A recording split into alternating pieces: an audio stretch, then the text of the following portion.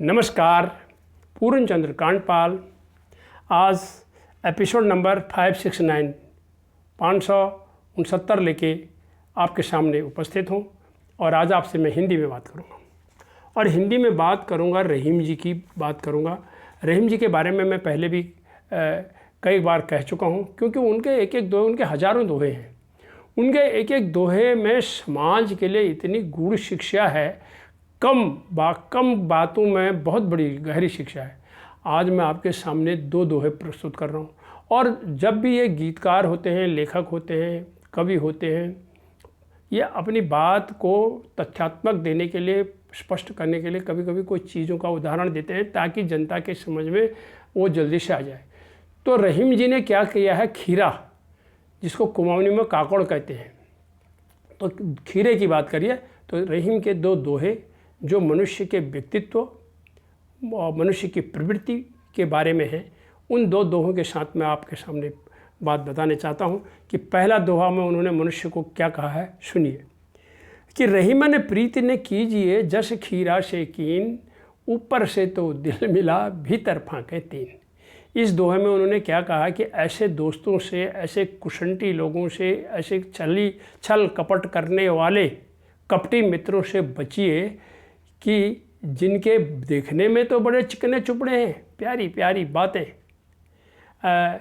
जो है जड़ कटी हुई नहीं दिख रही है और पेड़ सूखा हुआ दिख रहा है उनकी हरकतों से।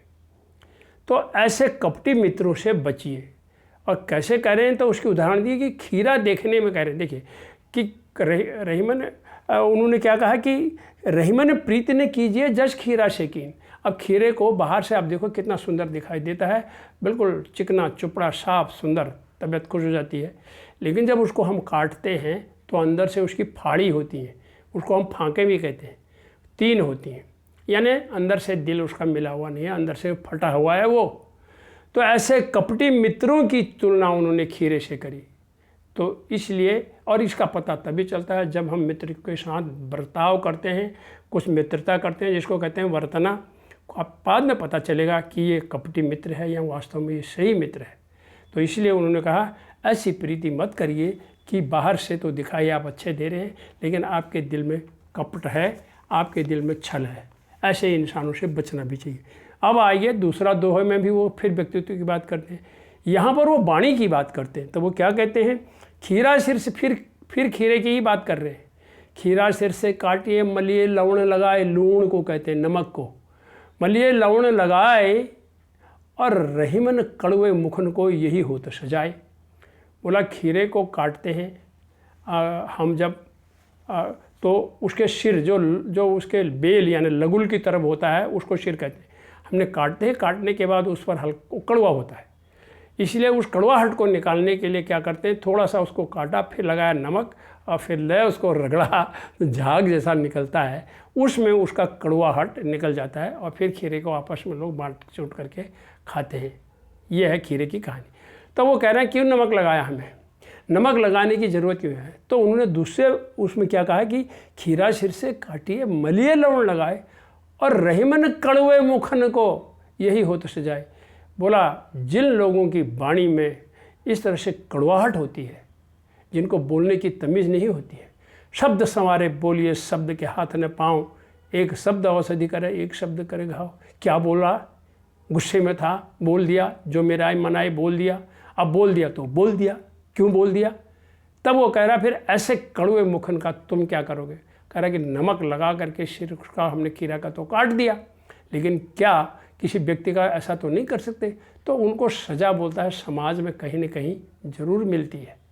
आपने सहन कर लिया, कहीं न कहीं उनकी अगर ऐसी आदत बन जाएगी, ये जो मनाई सो बोलने की, कड़वा बोलने की, गाली गलौज करने की, असभ्य बोलने की, अशिष्ट बोलने की, सारी शिष्टाचारों को ताक कर बोलने की, अहंकार भरी भाषा बोलने की, जिनकी आदत अगर बन जाएगी तो बोला एक कोई आप तो उसको सज़ा नहीं दोगे, लेकिन समाज में उसको कहीं ना कहीं सज़ा उसको ज़रूर मिल जाएगी।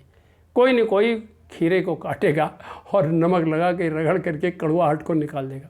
कहना ही चाहता हूँ दोनों दोहों में, पहले दोहे में उन्होंने कहा कि ऐसे लोगों से बचिए जो कपटी हैं, खीरे जैसे हैं, बाहर से चिकने चुपड़े स्वाद से दिखलाई देते हैं, अच्छे बोल रहे हैं, मीठा बोल रहे हैं, और अंदर से फटे हुए हैं, कड़वाहट है। और दूसरा दोहा मैंने आपको बताया कि कभी भी कड़वा मत बोलिए।